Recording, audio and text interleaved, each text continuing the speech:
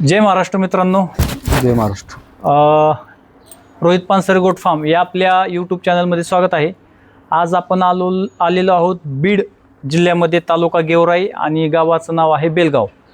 आज आपण अशा एका नवीन फार्मला भेट देत आहोत की ज्यांनी एक वर्षभरापूर्वी सुरुवात करायची तर कशी करायची आणि कुठल्या ब्रीडमध्ये काम केलं पाहिजे याविषयी त्यांच्या मनात बराच संभ्रम होता. तर तो संभ्रम कसा दूर झाला आणि आज एक वर्षानंतर त्यांच्या फार्ममध्ये काय अपडेट आहे, काय त्यांना फायदा झाला, तोटा झाला, या संदर्भात आपण संपूर्ण माहिती घेणार आहोत अशोक राऊत यांच्याकडून. राऊत साहेब नमस्कार. नमस्कार. तुमचं संपूर्ण नाव आणि पत्ता सांगा आपल्या फार्मचा. अशोक शामराव राऊत, राहणार बेलगाव, तालुका गेवराई, जिल्हा बीड. आता हा जो सगळा सेटअप दिसतोय आता आपल्याला, तो हा तुम्ही किती दिवसापूर्वी चालू केला? गेल्या जूनमध्ये चालू केला आपण. आज कंप्लीट समजा 13 महिने झाले. 13 महिने झाले चालू केलेला. ओके. ज्या वेळेस आता हे शेळीपालन चालू करायचं आहे तर आता कुठली ब्रीड आहे, तुम्ही कुठली जात आहे तुमच्याकडे? बिटल जाते आपल्याकडे. बिटल शेळ्या घ्यायच्या पहिलं तुमच्याकडे आधी काही गावरान वगैरे होत्या, उस्मानाबादी शेळ्या? नाही, माझ्याकडे गावरान नव्हती, उस्मानाबादी नव्हती. मी बिटलपासूनच सुरुवात केली. तुम्हाला त्यावेळेस असं वाटलं नाही का की एवढी जात महाग आहे आणि एकदम सुरुवात करताना जास्त महागाईच्या ब्रीडमध्ये काम कसं करावं, किंवा नंतर मग आपल्याला विक्रीला काय अडचण येईल किंवा खरेदीला काय फसवणूक होईल, ह्या बाबतीत तुमचं कसं झालं? म्हणजे माझं आधी गावरान शेळीपालन करायचंच नियोजन होतं, पण नंतर मला डिंगरे साहेब भेटले व डिंगरे साहेबाचा मी गोट फॉर्म बघितला. मला बिटल योग्य वाटले. नंतर तुमचं पानसरे साहेबाच्या गोट फॉर्मला मी भेट दिली, तिथंही मला योग्य वाटलं. नंतर मला डिंगरे साहेब व पानसरे साहेब हे दोघं बी म्हटले की तुम्ही बिटलमध्ये केलं तर आमची तुम्हाला साथ राहील. याच्यामुळे मी बिटल क्षेत्रात वळलो व बिटल शेळीपालन चालू केलं. मित्रांनो, या ठिकाणी जे आता अशोक सरांनी सांगितलं, ज्यावेळेस यांना शेळीपालन चालू करायचं होतं तर ते गावरान उस्मानाबादीपर्यंत त्यांचा विचार चालू होता. पण जसे ते आमच्या संपर्कात आले, लक्ष्मण डिंगरे असो किंवा मी असो, तर त्यांना एक विश्वास दिला की आम्ही यामध्ये, तुम्ही या बिटल क्षेत्रात आल्यानंतर त्या संदर्भात तुम्हाला आमच्याकडून पूर्णपणे सहकार्य राहील, प्राणी खरेदीपासून ते विक्रीपर्यंत. म्हणजे फक्त नवीन शेळीपालक याच्यात आणायचा आणि नंतर सोडून द्यायचा असं बिलकुल विषय नाही. तर आपण या संदर्भात विचारू. अशोक सर, तुम्ही सुरुवातीला किती पाटी घेतल्या, शेळ्या घेतल्या, म्हणजे तुमचं बजेट किती गेलं सुरुवातीला?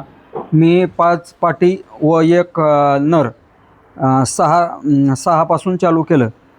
काय कितीपर्यंत खरेदी केली ती तुमची? ती 5 पाटी व 1 नर 2.5 लाख रुपये लागले होते आपल्याला. 2.5 लाख रुपये. हो. आणि आता 13 महिन्यात याच्यातून तुमचं काय उत्पन्न वगैरे आलेलं आहे? 13 महिन्यात आपल्याला 1,55,000 रुपये उत्पन्न आलं आहे व आणि 4 मेल आपले विक्रीसाठी उपलब्ध आहेत. अच्छा. मिनिमम ते 1.5 ते 2 लाख रुपयाचे मेल आहेत आणि सध्या आपल्या गोट फार्ममध्ये. अच्छा. मित्रांनो, तुम्ही आता बघू शकता की 13 महिन्यात ज्यांनी 2.5 लाख रुपये गुंतवून, प्राण्यांमध्ये 2.5 लाख रुपये गुंतवून ज्यांनी सुरुवात केली होती, त्यांनी आता जवळपास 1.5 लाखाचे प्राणी विकलेले आहेत. आणि आत्ता पण विक्रीसाठी आपल्याकडे किती मेल आहेत? आपल्याकडं सध्या 4 मेल आहेत. त्याच्यात जावर लाईनचा बी 1 मेल आपल्याकडं आहे. जावर लाईनचा एक कलरमध्ये मेल आहे आणि बाकी 3 हे ब्लॅकमध्ये मेल आहेत. तर सांगायचं तात्पर्य काय की ज्यावेळेस तुम्ही नवीन शेळीपालनात उतरत असाल तर तुम्ही कोणाचं मार्गदर्शन घेता? आता अशोक सरांनी त्यांची सुरुवात करताना त्या आमच्या दोघांसोबतच, आमच्या सगळ्यांचे पण या व्यवसायात आम्हाला सिनियर असलेले शेंडगे अण्णा, हे असं आम्ही एकदम टीममध्ये म्हणून जे काम करतोय की सोबत आपल्या जे कोण येतंय त्याला फक्त सुरुवात करेपर्यंत न ठेवता आपण त्याला शेवटपर्यंत कशी साथ द्यायची या हेतूने आम्ही जो आपल्याशी येईल, टीममध्ये जुळून येईल, अशा प्रत्येकाला आम्ही याच्यामध्ये साथ देतो. तर हे 2.5 लाख रुपये प्राण्यांमध्ये खरेदी झाले, पण ह्या शेडला किती पैसे गेले आपले? शेडला आपले 2.5 लाख रुपये लागले होते. 2.5 लाख रुपये. हो. म्हणजे 5 लाख रुपयाचं आपण गुंतवणूक केली ती. अच्छा. आणि आता जरी तुम्ही 2.5 लाख 1.5 लाखाचे प्राणी विकले तर त्याच्यापासून काय पाटी वगैरे झालेल्या त्या तुम्ही घरीच ठेवल्या का विक्री केल्या? आपल्याला आणि 2 पाटी झालेल्या आहेत, ते आपण यंदा घरीच ठेवलेल्या आहेत. त्या काय विक्रीचा वगैरे विचार असं काय? नाही, आपल्याला गोट फॉर्म वाढायचा असल्यामुळे आपण त्या घरीच ठेवलेल्या आहेत. व आणि ते आपल्याला 10+1 आपल्या गोट फॉर्ममध्ये करायचं नियोजन आहे. ओके. आणि आता विक्रीसाठी फक्त आपल्याकडे 4 मेल आहेत. विक्रीसाठी आपल्याकडे सध्या 4 मेल उपलब्ध आहेत.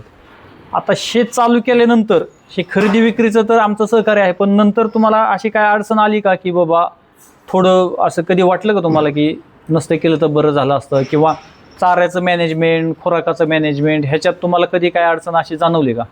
नाही, आणि तर मला जाणवलीच नाही, कारण की मला डिंगरे साहेब, पानसरे साहेब व शेंडगे अण्णा व तांदळे साहेब सगळ्याचं मार्गदर्शन असल्यामुळे मला तशी काही अडचण नाही आली. व चाऱ्याचं व्यवस्थापनामध्ये माझ्याकडे मेथी घास, दशरथ घास, तुबाबळ व तुती, मार्वेल गवत 5-6 प्रकारचे हिरवे चारे आहे. व सुक्या चाऱ्यात हरभरा भुसा, तूर भुसा, सोयाबीन भुसा व मकाचं मुरघास. ओके. म्हणजे 8 ते 9 प्रकारचे चारे उपलब्ध आपल्याकडे आहेत. बरं. ते असे आपण आलटून पलटून त्यांना देतो. तर मित्रांनो, तुम्ही यामध्ये बघू शकता, तुम्हाला आता एक गोष्ट दाखवतो. आतमध्ये या. चलो.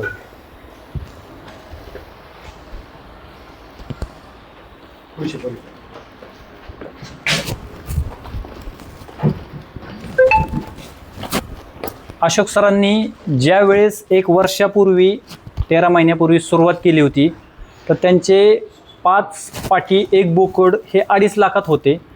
पण त्यांना जसं याच्यात प्राणी खरेदी विक्री यामध्ये त्यांना कॉन्फिडन्स यायला लागला, आपण गुंतवलेली रक्कम त्यांना असं जाणवलं की ते वाया जाणार वगैरे नाही, त्यावेळेस त्यांनी मग याच्यामध्ये अजून जास्त क्वालिटीमध्ये काम करण्यासाठी त्यांनी हा आपल्या 1 लाईनचा बोकड हा लक्ष्मण डिंगरे यांच्याकडून त्यांनी 2,91,000 हा खरेदी केलेला आहे. 6 महिन्याचं हे पिल्लू आहे. तर तुम्ही म्हणजे आता एकदम 5-6 प्राणी जेवढ्या पैशाचे त्याच्यापेक्षा जास्त पैशात तर तुम्ही एकच बच्चा घेतला. हो. म्हणजे काय अजून तुम्हाला कसं काय बघता तुम्ही याच्याकडे, कसं बघता? व ही लाईन अशी आहे की लांब कानाला बी व पिल्लं बी एकदम मस्त, एकदम क्वालिटीमध्ये निघतात. त्याच्यामुळं मी इतक्या महागाईचा मेल खरेदी केला आहे की आपल्या गोट फार्ममध्ये बी चांगले मेल तयार व्हावात. ठीक आहे मित्रांनो, तर हे आपण आज बघितलं की असा एक छोटा फार्म 1 वर्षापूर्वी अशोक सरांनी चालू केला होता. तर 1 वर्षात त्यांच्यामध्ये काय अपडेट झाली, आपण 1 वर्षापूर्वी त्यांना एक शेळी पालना क्षेत्रात आल्यानंतर आपण त्यांना शब्द दिला होता की तुम्हाला काही जरी अडचण आली, खरेदी विक्री किंवा इतर काही गोष्टी असू द्या, त्यात तुम्ही मागे राहणार नाहीत किंवा तुम्हाला अडचण येईन किंवा तुम्हाला निम्म्यातून आम्ही कुठंतरी सोडून देईल असा बिलकुल विषय नाही.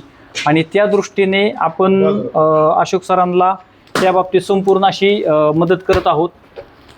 तर शेळीपालनात हेच सगळ्यात महत्त्वाचं आहे. जर तुमच्यासोबत कोण नवीन जोडला गेला असेल कुठला शेळीपालक, तर त्यावेळी त्याला सुरुवातीचे 1 ते 2 वर्ष तुम्ही त्याला उभा राहण्यासाठी म्हणून ही मदत केली गेलीच पाहिजे.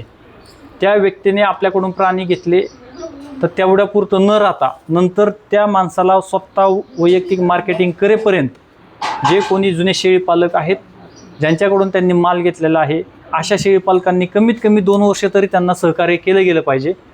त्याचा फरक हा पडतो की सुरुवातीचा जो काळ असतो की ज्या वेळेस पिल्लं घेणं, विक्री करणं याच्यातच जर तो डिमोटिवेट जर नाही झाला तर तो पुढं शेळीपालनात कायमस्वरूपी आणि जास्त दिवस काम करू शकतो. ज्या कोणा शेळीपालकांना बिटलमध्ये काम करायचं आहे, चांगल्या प्रकारे काम करायचं आहे, तर त्यांनी नक्कीच संपर्क साधा. आपली साथ ही फक्त प्राणी खरेदी किंवा आमच्याकडून घेण्यापुरती राहणार नसून शेळीपालनात तुम्ही जितक्या दिवस आहात तितक्या दिवस पानसरे गोट फार्मतर्फे आणि पानसरे गोट फार्म आणि संपूर्ण टीम यांच्यातर्फे तुम्हाला कायम साथ राहणार आहेत. त्या टीममध्ये बरेच लोक आहेत, त्यामुळे मी टीम असं उल्लेख केलेला आहे. त्याच्यामुळं भेटूया आपण पुढच्या व्हिडिओमध्ये. धन्यवाद.